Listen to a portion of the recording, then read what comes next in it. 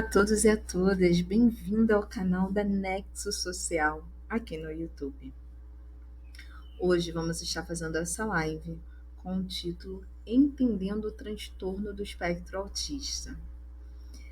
Quero que vocês fiquem bem à vontade para depois mandar perguntas aqui que iremos responder nos comentários, ou mandar perguntas lá na nossa página no Instagram. Podem ficar super à vontade para enviar também posteriormente essa aula para amigos, familiares, mesmo que as pessoas não tenham ninguém na família que esteja dentro do espectro, mas a inclusão social, ela começa realmente assim. A gente trazendo para as pessoas, trabalhando o fator educador dentro da sociedade. Nessa aula, o que vamos abordar? Sobre o que é o TEA, sintomas e diagnóstico, causa, fatores de risco, tratamentos e intervenção e estratégias de apoio. Logicamente que falar sobre o TEA é um conteúdo extremamente amplo. São muitas questões para a gente apresentar que demandam assim semanas, meses, né? Porque é vasto estudo e uma forma bem contínua. Isso tudo porque se trata de um espectro, então ele é amplo. Mas vamos ser bem sucintos em tudo, para que isso possa ser repassado depois, né? Que sirva de um introdutório, de um processo de conscientização a respeito do TEA. Vamos lá? O que é o autismo, né? O transtorno do espectro autista é uma condição que se manifesta na infância, se caracteriza por dificuldade de comunicação verbal, não verbal, possui sinais como ausência do contato visual, atraso na fala, comportamentos repetitivos. Hoje nós já temos a ciência, através de um estudo publicado em 2023 pelo CDC, que é uma instituição norte-americana, que a cada 36 pessoas, uma está dentro do espectro. Então, eu convido a vocês a pensarem, porque aqui no Brasil, né, nós não temos ainda uma instituição como o IBGE, algo publicado falando da prevalência do TEA dentro do Brasil. Mas eu convido vocês a refletirem e pensarem, nossa, se esse estudo fosse global, né, seria 1 em cada 36? Pensem sobre isso. Há uma necessidade de trazermos esse pensamento para também tratarmos, né, fazermos esse estudo interno aqui no Brasil e em outros países também. Reconhecendo a diversidade e individualidade no TEA. É de suma importância, extremamente crucial, compreender que o autismo é altamente diverso e ele abrange uma ampla gama de características e habilidades. Cada pessoa com TEA, ela é única. Assim como as pessoas típicas, assim é como no TEA também. Ou seja, não só no TEA, para qualquer pessoa com deficiência, para as pessoas atípicas. Elas são únicas, é diverso, cada ser humano é um, né? E dentro do TEA não é diferente. E isso se reflete nos sintomas, nas necessidades e nas habilidades apresentadas. Hoje o TEA, ele se divide em níveis de suporte. Suporte 1, 2 e 3. Dentro do nosso e-book, né, trazemos também algumas informações sobre isso, sobre a questão de níveis de suporte, entendendo cada um deles, né? Mas aqui vamos ser mais sucintos. E embora existam esses 3 níveis de suporte, é necessário entender que isso não define a experiência de cada indivíduo, nem da sua família. Mesmo 2 pessoas, né, com o mesmo nível de suporte, elas podem apresentar sintomas e habilidades muito diferentes. Então, a gente precisa ter uma abordagem centrada na pessoa, destacando a importância de cada um e valorizando as suas habilidades e interesses individuais. Isso envolve oferecer oportunidades, apoio para cada indivíduo desenvolver o seu potencial, reconhecendo suas diferenças e suas necessidades únicas. Isso, quando nós trazemos essa questão, é também para combater os estereótipos, os mitos que existem dentro do TEA, né?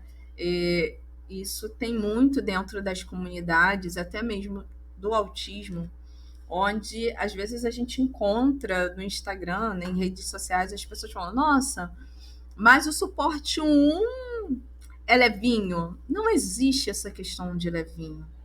Cada família sabe exatamente o que dói e as suas dificuldades enfrentadas. Às vezes, uma criança no suporte 1, ela tem crises assim que para a família, para elas, são absurdas, que elas não sabem o que fazer, nem como agir, ou até mesmo sabem o que fazer, mas são extremamente intensas.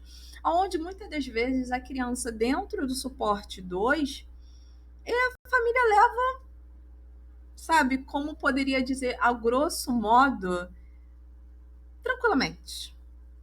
Ela não enxerga e não vê ela vê as dificuldades, mas ela não vê, às vezes, as mesmas dificuldades, não vivencia esse possível terror que essa família dentro do suporte 1 está vivenciando. Então, há essa necessidade realmente da gente compreender e respeitar cada indivíduo. Eu posso ter indivíduo dentro do suporte 2, um indivíduo que é não verbal, e ter um indivíduo dentro do suporte 2 que é verbal, que socializa sem problema nenhum. Mas aí ele tem outras dificuldades. Teve a questão motora, atraso no andar. Hoje pode não ter a questão da dificuldade da fala, mas pode ter tido no início da infância. Então, há necessidade da gente educar a sociedade sobre essa diversidade e essa individualidade, mesmo dentro do espectro, para promover uma maior aceitação e também a inclusão das pessoas. Tá? Isso é muito importante ser falado. Agora vamos falar sobre sintomas e diagnósticos.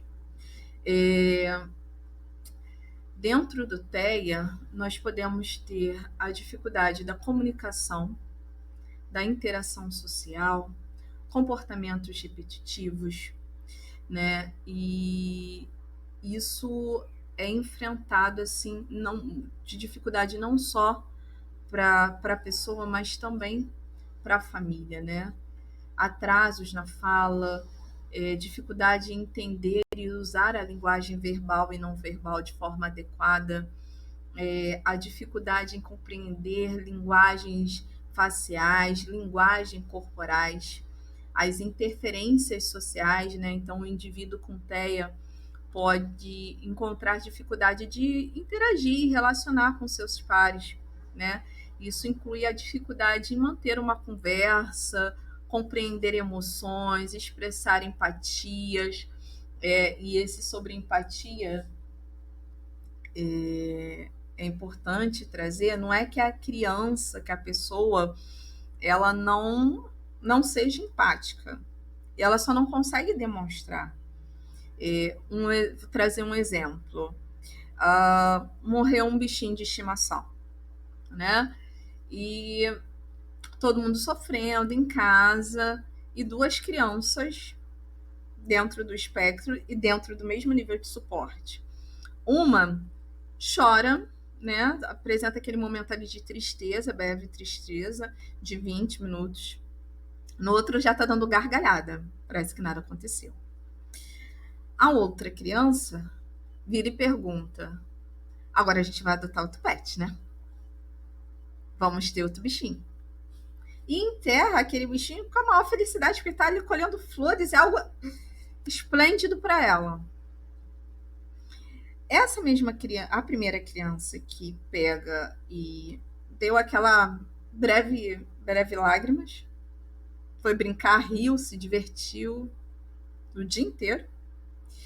Ela põe dentro do Instagram, não, perdão, WhatsApp, né, a fotinho do animal, e isso perdura por 1 ano. Ela está sendo empática. ela pôde naquele momento ali, ela não, ela foi um breve mesmo choro, mas depois ela mostra o quanto ela está sofrendo.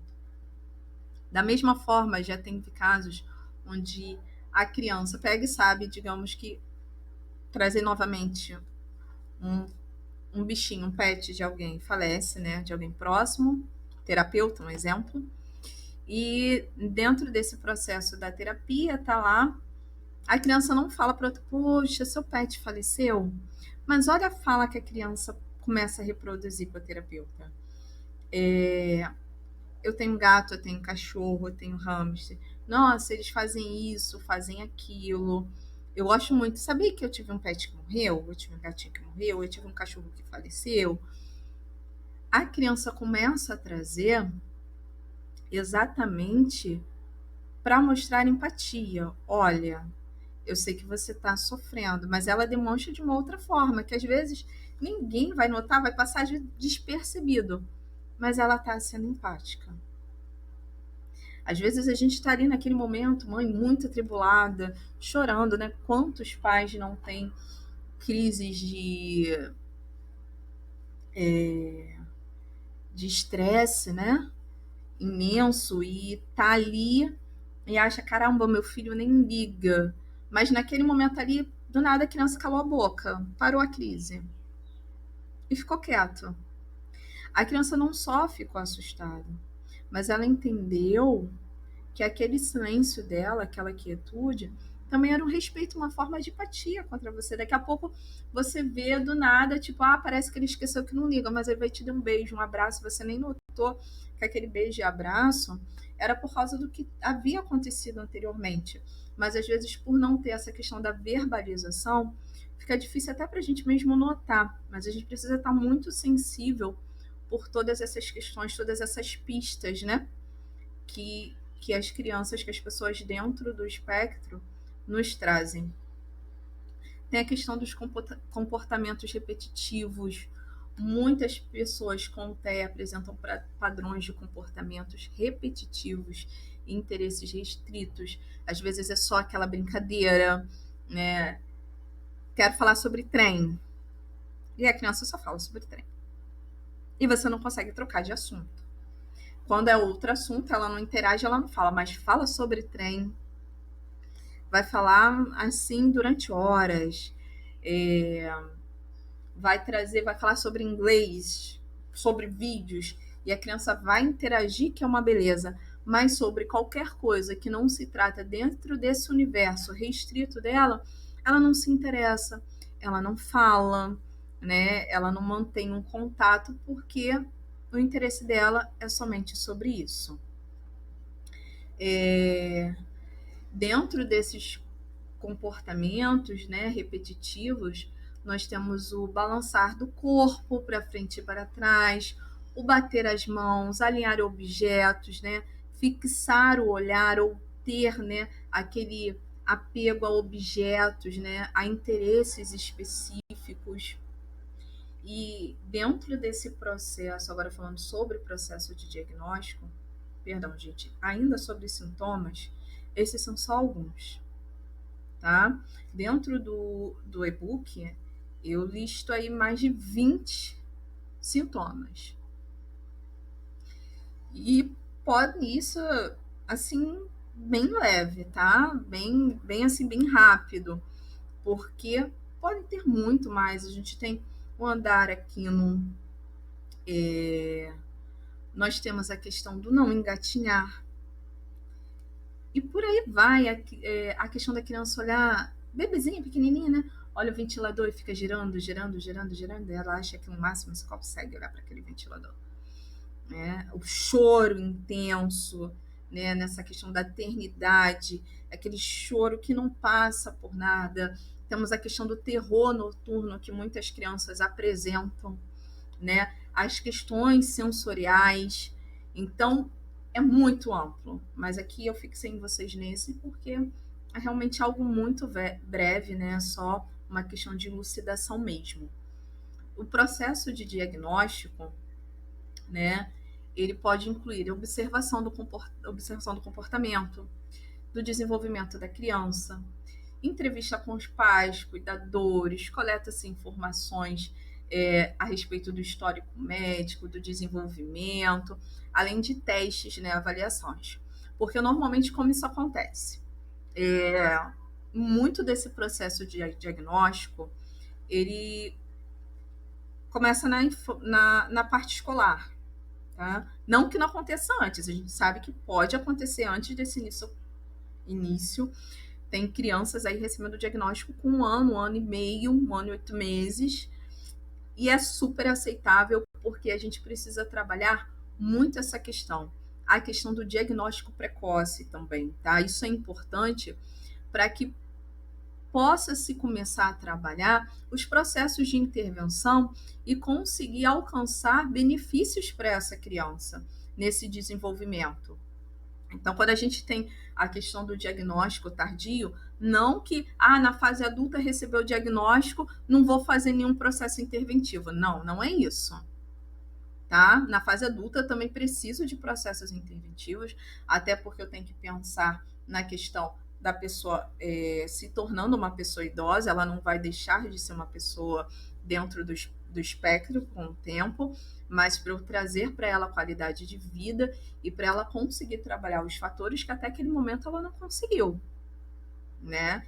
Então, eu começando isso na eternidade, lógico que o meu ganho tende a ser muito amplo, né, do que quando eu tenho diagnóstico tardio.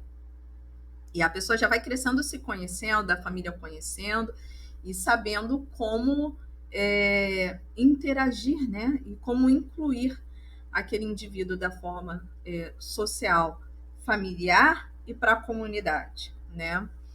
E nesse processo de diagnóstico, normalmente pediatra, escola, verifica, né? A escola, quando verifica, já encaminha para a mãe levar para o pediatra. O pediatra, ele pega e encaminha para o neuro, isso acontece na maioria das vezes. Não que o pediatra não possa laudar, tá?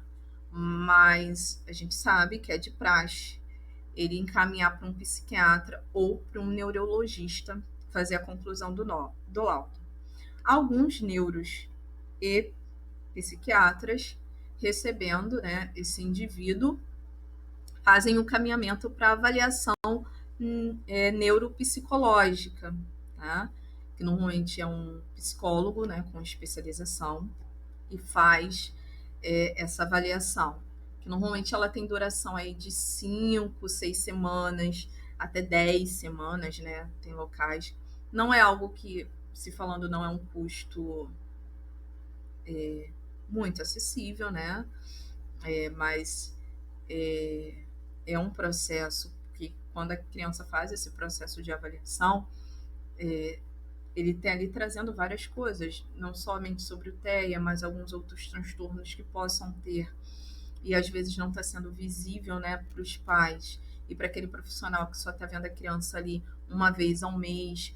Então, ela está vendo ali semanalmente a criança e consegue, né, aplicar testes, questionários, entrevista com a família para fazer traçar, né, finalizar esse diagnóstico. Então, esse processo de diagnóstico, ele envolve, né, uma equipe multidisciplinar. Então, muitas das vezes a criança passa ali pela avaliação neuropsicológica, volta para o neuro ou psiquiatra, ele pede uma avaliação de um fono, a avaliação de um terapeuta ocupacional, ele pede também a questão que o psicólogo, não só avaliador, também imita o parecer dele, para ele ali fechar um diagnóstico. Então, esse processo de diagnóstico, ele pode envolver uma equipe multidisciplinar, né? E isso eu trago também a questão do serviço social também para esse ponto, né? Onde a gente tem ali a questão do TEA, mas também trazendo para o serviço social a questão do diagnóstico social em relação a essa família, na questão de benefícios socioassistenciais que ela possa ver. Então, pode vir também a questão ali desse impacto, a gente trazendo, fazendo um relatório, né, verificando também essa questão do diagnóstico também, é, do diagnóstico biopsicossocial para essa família, né? E é importante ressaltar que o diagnóstico ele não é feito só com base em um único sintoma, né? Mas sim como já listei para vocês, uma avaliação, né, de uma variedade de comportamentos, características. Tem médicos que pedem, solicitam também tomografias, ressonância, né? Porque existem também síndromes, tá? É, que o indivíduo possa ter e que se caracterizam muito com o autismo, né? Que tem aqueles sintomas ali de TEA, por isso que é necessário encaminhar também para geneticista, né? Exames de genética para verificar, né? Fechar esse diagnóstico também. Então vamos para a próxima. Causas e fatores de risco. Né? Então, dentro do TEA, hoje nós já temos a informação que podem existir fatores genéticos, fatores ambientais e fatores neurobiológicos. Então, o que anteriormente, né, se achava que era só questões genéticas, né? Hoje a gente sabe que é bem mais amplo. Né? Então, fatores genéticos, esses estudos, né, desempenham um papel significativo no desenvolvimento do TEA. Pesquisas mostram que algumas condições genéticas raras, como a síndrome do X frágil, elas estão associadas a um risco aumentado de TEA, né? Os fatores ambientais, eles também podem influenciar no desenvolvimento do TEA, como a exposição de toxinas ambientais, certos produtos químicos, poluentes, complicações durante a gestação ou parto, também podem afetar, né, em alguns casos, a questão do TEA. E dentro desses fatores também ambientais, a gente tem hoje a questão do estudo,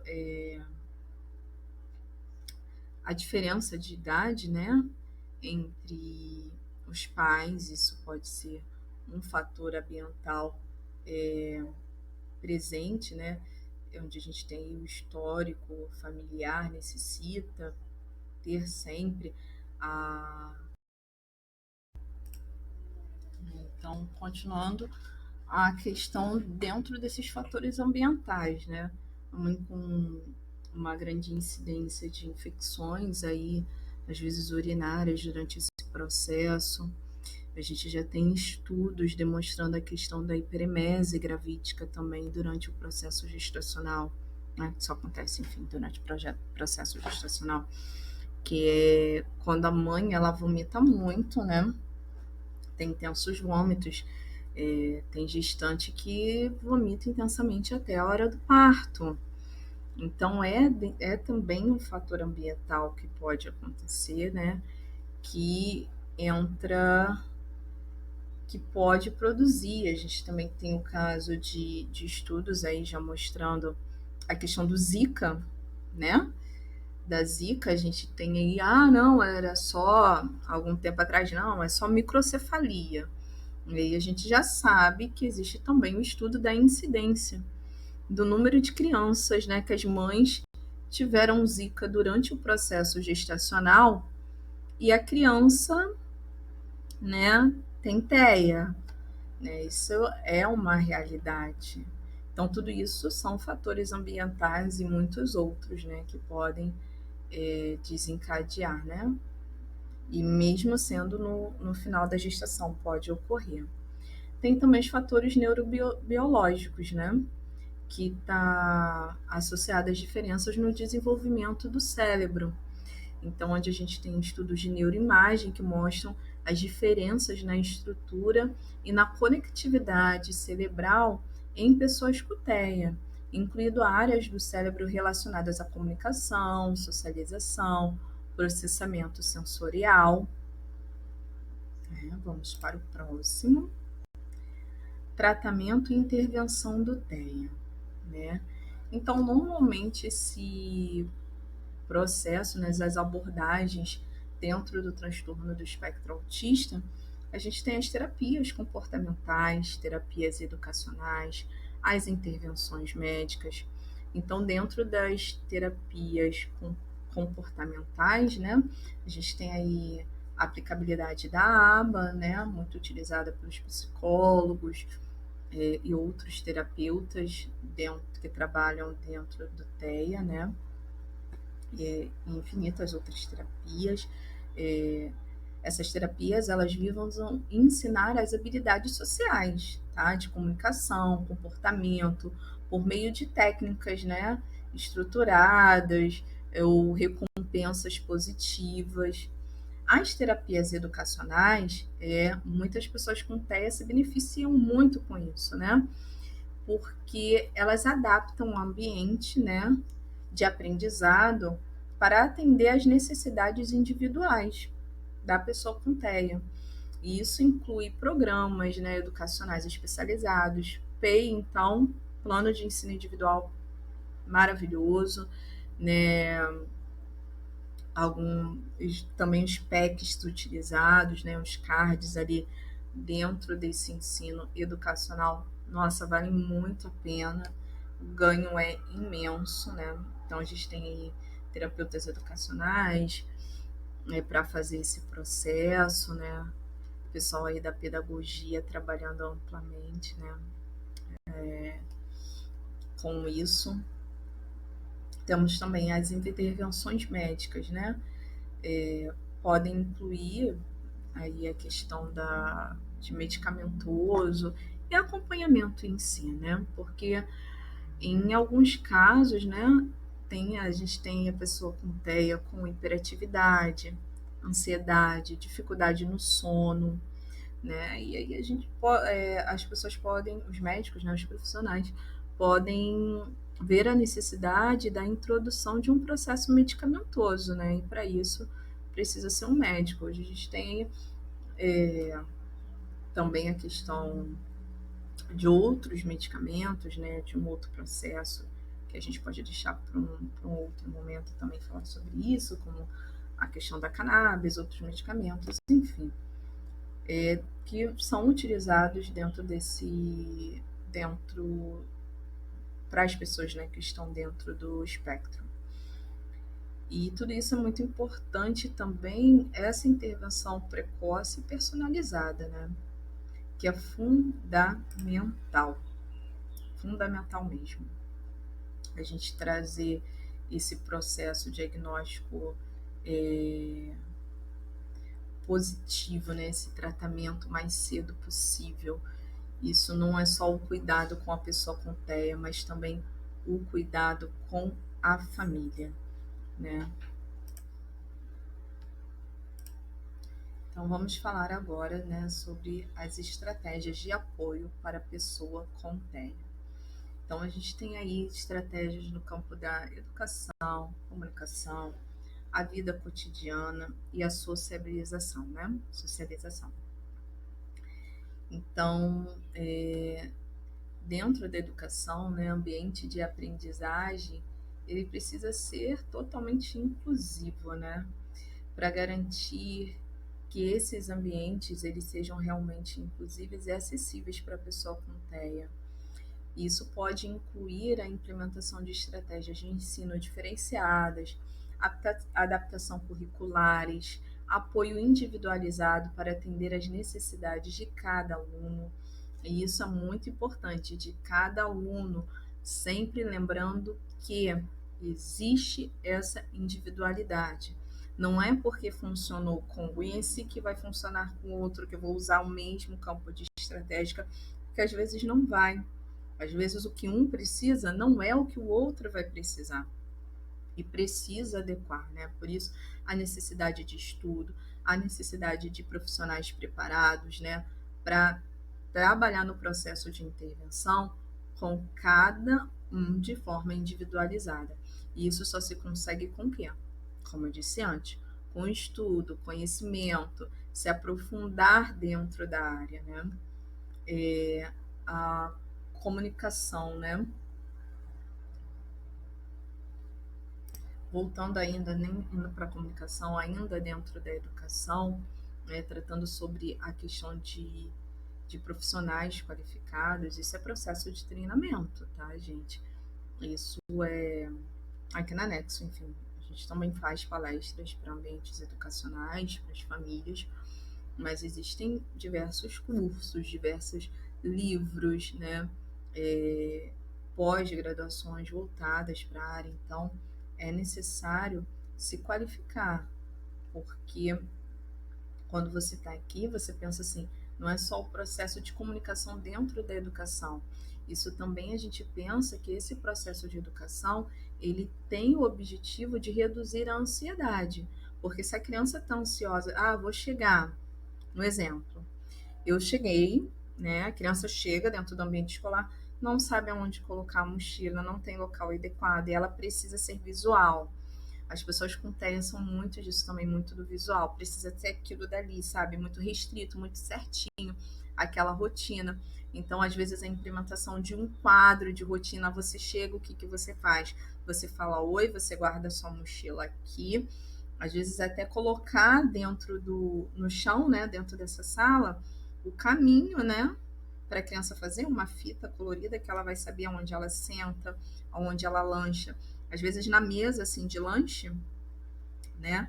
Colocar ali a imagem de um desenho, enfim, qualquer coisa que lembre realmente ali a pessoa comendo, imagem de frutas, imagem de desenho de crianças levando a comida na boca, a fruta na boca, para ela saber que aquele espaço ali é o espaço do lanche, é de aprendizagem. Isso que eu trago? Eu trago um ambiente seguro, né? Acolhedor, porque ela vai entendendo toda a dinâmica dali. Agora vamos estudar qual o material. Pode ter um, um,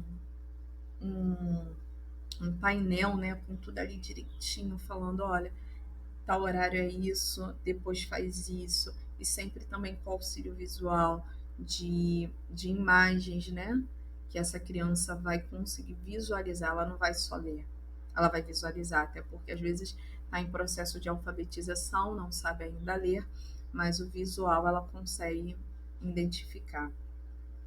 A comunicação, né? Hoje nós temos as tecnologias assistivas, né? Isso funciona com aplicativos de comunicação alternativa, de aumentar a letra, né? O CAA, que pode ajudar as pessoas com TEA a se comunicarem de maneira mais eficaz, né? Essas ferramentas podem incluir sistemas de símbolos, dispositivos de comunicação por voz, aplicativos de comunicação para celular, né? Que são muito utilizados. É, esses sistemas de apoio, né? Estabelece o apoio não só da comunicação, né? Com verbal, mas com cards visual, quadros de comunicação, gestos simples, né? Tudo isso pode ajudar a pessoa, né, com TEA. Tem um aplicativo, né? Eu não me importo de falar que a gente não recebe por isso, por falar desse aplicativo, a questão é informar mesmo, que se chama Matraquinha, né? Então, ele é muito legal, vale a pena vocês pesquisarem, baixarem, sabe? Até, não tenho ninguém na minha casa que tem essa questão de comunicação, é não verbal, ninguém com TEA, mas por conhecer, né, para ter um entendimento do que é, do que se trata esse aplicativo, e até mesmo para servir de reprodução, né, para o outro. E é assim que a gente trabalha a inclusão, gente. A vida cotidiana, né? Então, a pessoa com TEA precisa de uma rotina estruturada. O que é isso? Estabelecer essa rotina consiste em estruturar, né? Tudo que possa ser reconfortante e útil para a pessoa. Isso inclui horários previsíveis para as atividades diárias, como alimentação, higiene pessoal, sono, né? É, e isso eu trago sobre a rotina porque às vezes é algo muito simples, né? Trazer um exemplo. Toda criança adora sair mais cedo da escola. Toda criança gosta disso. Mas às vezes a mãe, né, vai lá pegar o filho mais cedo, né, da escola, porque ele tem uma consulta médica. Aí ela pega a criança com TEA, e a criança desregula. E a criança começa em crise. E a mãe não consegue entender.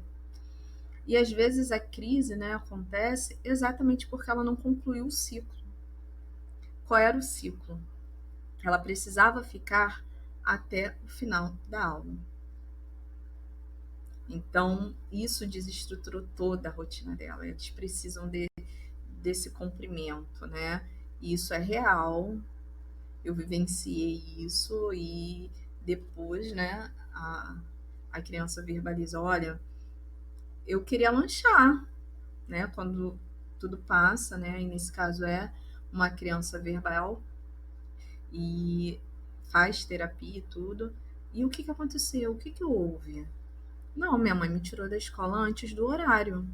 Eu não lanchei com os meus amiguinhos. Eu não sei se tem dever de casa para amanhã, porque não deu tempo da tia passar. Então, isso tudo gerou uma ansiedade até mesmo pro dia seguinte, né? E a criança desregulou. A visualização e apoio visual. Isso se trata, pode-se ter calendários visuais, né, que a gente já tratou ali até mesmo sobre tendo isso na educação, né, no processo educacional, calendários visuais, listas de tarefas e diagramas, que pode aumentar, né, ajuda a aumentar a compreensão e a organização das pessoas com TEA em relação às suas atividades diárias. Nós temos também a questão da socialização. O que, que é isso? Eu trabalhar a promoção de amizades, né? Incentivar a oportunidade, né, da criança socializar. Isso é muito difícil para o TEA. Tem crianças que vão falar, não, eu não quero. Existem casos de crianças que não contam realmente, né? Tá no parque, criança adora brincar. Isso também é importante trazer. Não importa se a criança tem TEA, qual o tipo de deficiência da criança. Criança adora brincar. Criança gosta de ser criança. Esse é um fato, né? E a gente precisa deixar a criança brincar. Precisa dar essa liberdade para a criança. E dentro dessa questão, né, as crianças às vezes com a dificuldade de socialização, ela não vai querer brincar, ela vai olhar ali e vai ver uma criança, não quero ir nesse parquinho, não. E conta, às vezes, o número de crianças que está ali. Não, já tem 2 crianças. Comigo vai ser 3, já é muito, não quero. E essa é uma realidade, mas a gente precisa incentivar. Incentivar, respeitando também o limite. O não, eu não quero, não eu consigo, e tá tudo bem. A gente precisa trazer também essa questão de apoio, de necessidade do outro, de respeito, mas sempre incentivar o processo de sociabilização, até mesmo para outras crianças. Onde eu vejo também isso? Também na questão educacional, né? Existiu algum tempo atrás uma discussão, né? Não, tem que ir para o ensino especial, não, eu vou deixar na classe regular. Eu acredito e trabalho exatamente nisso, na inclusão. Na inclusão, se eu falo em incluir, eu estou falando em ensino regular, porque eu preciso ensinar também a pessoa típica, a criança típica, a conviver também com a criança atípica e vice-versa, porque ele sim é um grande disseminador de informação. Ele vai chegar dentro do ambiente dele de casa e vai verbalizar. Eu tenho um amiguinho com TEA, ele é assim, ele tem dificuldade, mas ele é super divertido. Às vezes a gente consegue brincar, ele precisa de ajuda nisso. Precisamos educar a nossa sociedade e isso é trabalhar o quê? Trabalhar a questão do anticapacitismo, tá? Não podemos produzir o capacitismo, né? E isso é muito importante. As crianças são grandes disseminadores, né, grandes educadores, e devemos aproveitar isso desde a eternidade, né, desde ali deles pequenininhos. Então a gente precisa incentivar as amizades, né, para as crianças desenvolverem habilidades sociais, construírem amizades significativas. Isso inclui a participação de atividades em grupos, natação, arte, arte marcial, entendeu? Deixar a criança realmente viver, né? Ser. E promover isso, né? Ajuda, é como eu já disse antes, na aceitação, na inclusão social. A gente educa toda uma sociedade a partir disso, né? A sociabilização, que nós já falamos, né? Que é o processo de amizades, a trazer o fator educação sobre a TEA. Gente, essa foi aí a nossa pequena live tratando sobre o TEA. Eu espero realmente que vocês tenham gostado, tá? Aqui estão os nossos contatos no Instagram, e-mail, esse número também é o WhatsApp, por aqui também. Então podem enviar suas dúvidas, pedir informação. Nós temos o e-book, vai ficar o link aqui também para vocês, tanto do nosso Instagram, e-mail, WhatsApp aqui na descrição. Também sobre o e-book vai estar aqui. Precisando de qualquer questão, Anexo Social está aí, né? Nós somos assistentes sociais trabalhando para esse processo de inclusão, tratando diversas vertentes. Então não espere. Precisa de palestra, pode chamar, estamos aqui. Consulte os nossos especialistas, né? Ah, preciso de uma consulta, não sou uma instituição, mas sou um responsável, preciso de uma consulta com o assistente social. Nós estamos aqui precisando de qualquer questão em relação à advogada, né? Indicamos também advogados que trabalham dentro da área, né? Muito obrigada a vocês, que vocês possam disseminar, né, a informação e trabalhar a inclusão social. Então, essa breve live aí, cerca de 40 minutos para vocês, que possa ter servido. Precisa de outra live, trazer mais informações, algum outro tema que vocês desejam que seja abordado pela Nexo, nos envie, que faremos. Então, um grande abraço e vamos aí trabalhar para uma sociedade mais inclusiva.